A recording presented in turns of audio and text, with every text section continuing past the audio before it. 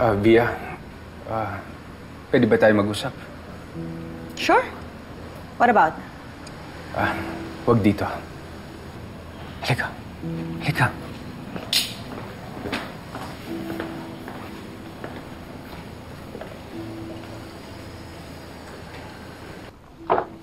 Ano pong pangalan mo? Bel po. Ma'am Bel. Bel na lang po. Alam mo, ang bait mo rin, ano? Para ka rin para ka rin daddy mo. Mabait din. Sige po. Punta mo na po ko sa room ko. Excuse me po.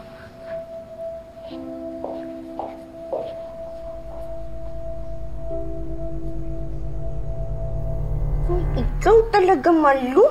Ang dal-dal-dal-dal mo. Hindi ka na mahuli. Gusto mo pang ulitin.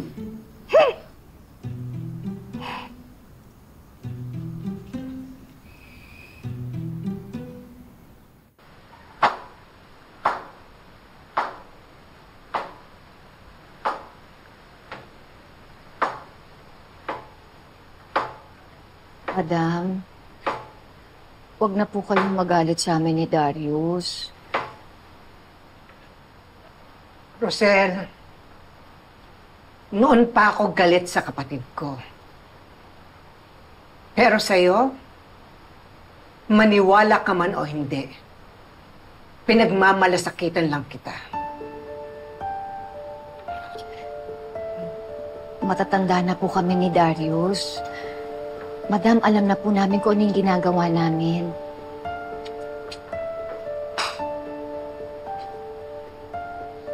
Hindi mo alam, Rosel.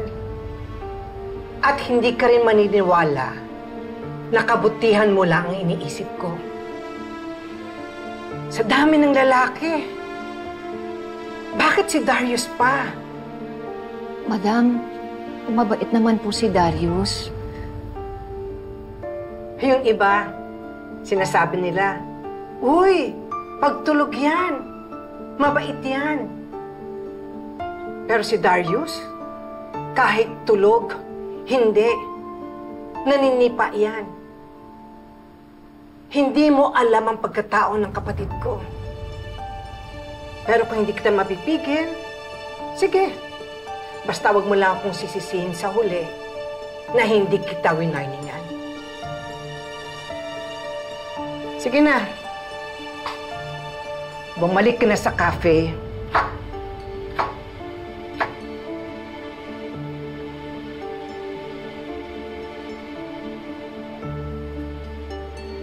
Pasensya ka na, ha? Kung nagagalit ako ng ganito sa'yo. Kasi, Rosel, kabutihan niyo lang mag-iina ang iniisip ko. May sakit ako. At hindi ko alam kung hanggang kailan na lang ako mabubuhay sa mundong ito. Gusto ko naman sana, bago ako mamatay, may magawa akong mabuti sa kapwa ko. Madam, kamusta na nga pala po yung check-up ninyo? Ano pong resulta?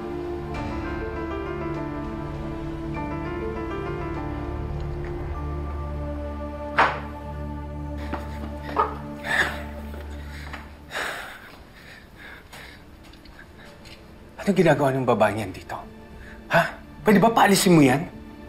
Ano ba nangyayari sa'yo? Dati naman nating tauhan yung si Malu. Dati. Pero ngayon hindi natin siya kailangan. Pia, hindi ko maintindihan. Kailangan mo ng PA?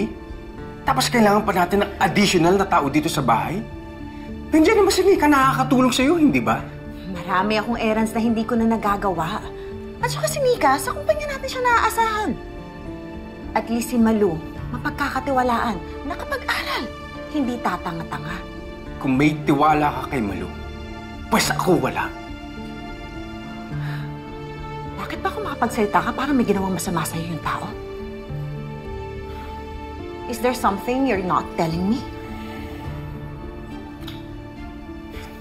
Wala. Hindi lang ako komportable na nandito si Malu. Iba lang yung pakiramdam ko. Yun lang yun. Then you have to be fair. Kasi kung wala naman pala siyang ginawang masama, why can't I hire her?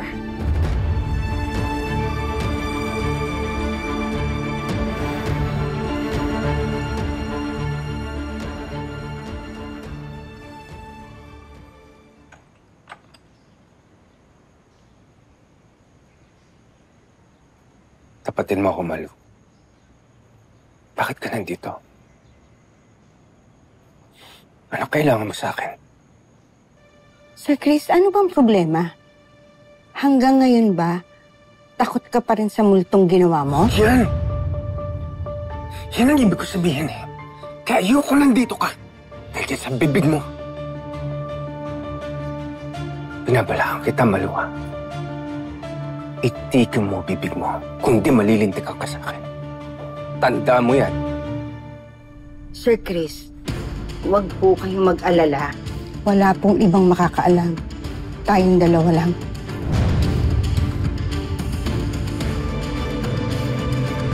Alam ko po kasi naampon po ako.